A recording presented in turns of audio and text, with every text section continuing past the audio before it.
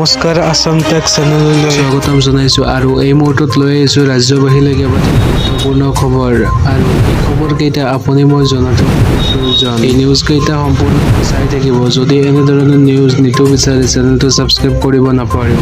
এতিয়া লৈ আহিছোঁ আপোনালোকৰ মাজত আজিৰ দিনটোৰ প্ৰথমটো খবৰ।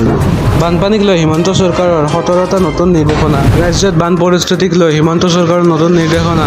ৰাজ্যত 80%তকৈও অধিক অঞ্চল বানৰ ফলত প্ৰভাৱিত। ইফালে মন কৰিব যে প্ৰতিখন জিলাতে স্থাপন কৰা হ'ব মেডিকেল কণ্ট্ৰল ৰুম আৰু লগতে স্বাস্থ্য বিভাগৰ সঞ্চালক কাৰ্যালয় 24 ঘণ্টা কাৰ্যক্ষম হৈ থাকিব লাগিব। স্বাস্থ্য বিভাগৰ উচ্চ পদস্থ বিষয়াই নিয়মিতভাৱে বানপীড়িত অঞ্চলত পৰিদৰ্শন কৰিব লাগিব। ইফালে মন কৰিব যে প্ৰতিটো আশ্ৰয় শিবিৰত থাকিব লাগিব মেডিকেল টিম আৰু এগৰাকী visiting doctor, staff nurse, pharmacy থকাটো বাধ্যতামূলক। এই মুহূৰ্তৰ গুৰুত্বপূৰ্ণ খবৰ। প্ৰয়োজনীয় সকলো ঔষধৰ যোগান সুনিশ্চিত কৰিব লাগিব। জৰুৰীকালীন অৱস্থাত বানপীড়িত অঞ্চলত স্বাস্থ্য সেৱা প্ৰদানৰ বাবে সাজু হৈ থাকিব লাগিব। জিলা চিকিৎসালয়, FRU আদিৰ প্ৰতিটো মুহূৰ্তত সষ্টম হৈ থাকিব লাগিব। প্ৰয়োজনত COVID-19ৰ পৰীক্ষা কৰাৰ বাবেও সাজু থাকিব লাগিব স্বাস্থ্যকৰ্মী দল। বানপীড়িত অঞ্চলত গৈ সকলো লোকক স্বাস্থ্য সেৱা প্ৰদান কৰিব লাগিব। 108, 104, 102ৰ বাট এম্বুলেন্স সাজু কৰি ৰাখিব লাগিব।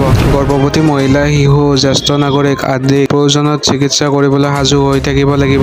ৰাজ্যৰ বান পৰিস্থিতিক লৈ হিমন্ত চৰকাৰৰ নতুন নিৰ্দেশনা। ৰাজ্যৰ 80%তকৈও অধিক অঞ্চল বানৰ ফলত প্ৰভাৱিত। এইবাৰ আহিছে আন এটা গুৰুত্বপূৰ্ণ খবৰলৈ। বানমুক্ত অসমৰ কথা কৈ 80 জন লোকক হত্যা কৰিলে বিজেপি চৰকাৰে। এই মন্তব্য অখিল গগৈ আৰু জনাইছে যে মূল বাৰিষা আহিবলৈ আছে, এতিয়াই 80 জনৰ মৃত্যু। সাহায্য প্ৰদানৰ নামতো চৰম অপমান কৰিছে বানাক্ৰান্তক। এই মন্তব্য অখিল গগৈ আৰু ইফালে জনাইছে যে কাৰোবাক 60 গ্ৰাম, কাৰোবাক 90 গ্ৰাম মিঠাতেল দিছে। আৰু ইফালে অখিল গগৈ জনাই যে হিমন্ত বিশ্বৰ বক্তৃতা শুনিলে আমেৰিকাত থকা যেন লাগে। আনহাতে মন কৰিব যে হিমন্ত বিশ্বৰ কথা শুনিলে অসমৰ সকলো সমস্যা সমাধান হৈ যোৱা যেন লাগে। কোনোবাই ডিচিক ধমক দি তেওঁ স্থানবাজিয়ে কৰে, এই অভিযোগ অখিল গগৈৰ। মানুহক দেখুৱাবলৈ ডিচিক ধমক মাৰি দেখুৱাই। সাহায্যৰ নামত দাইল দিছে মাত্ৰ 200 গ্ৰাম। আৰু ইফালে অখিল গগৈ জনাই যে দুটা পৰিয়ালৰ মাজত 1 পেকেট নিমখ ভাগ কৰি দিছে। সাহায্যৰ নামত যোগান ধৰা চাউলৰ পৰিমাণো তেনে সামান্য। আৰু ইফালে জনাইছে যে অসমৰ জনজাতৰ লগত খেলা খেলিছে বিজেপি চৰকাৰে। অসমৰ বিপদৰ সময়ত তেজপুৰত নিৰ্বাচন প্ৰচাৰৰ কাৰণে গৈছিল মুখ্যমন্ত্ৰী।